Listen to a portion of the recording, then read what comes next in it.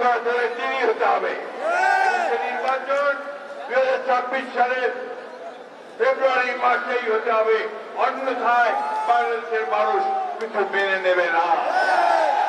জামায়াতে ইসলামী সহ সমমনা ৮টি দলের জাতীয় সংসদ নির্বাচনের আগে গণভোটের দাবিকে নির্বাচন বানচালের ষড়যন্ত্র বলে মন্তব্য করেছেন বিএনপির মহাসচিব মির্জা ফখরুল ইসলাম আলমগীর।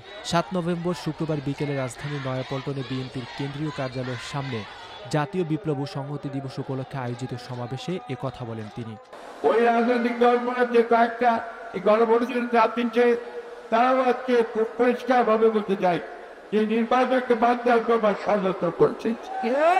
আমরা পরিষ্কার করে মেরে দিতে চাই, গণভোট হলে নির্বাচনে তিনি হতে হবে। নির্বাচন 2026 সালে ফেব্রুয়ারি মাসেই হতে হবে, অন্যথায় বাংলাদেশের মানুষ কিছু মেনে নেবে না।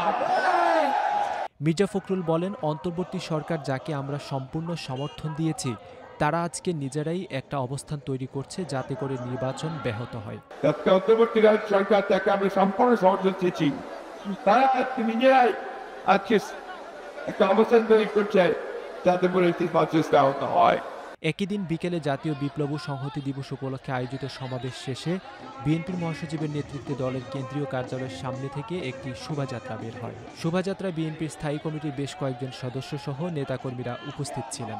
পরে শোভাযাত্রাটি কাকরাইল থেকে মালিবাগ, মগবাজার, বাংলা মোটর হয়ে কারওয়ান বাজার মোড়ে এসে শেষ হয়।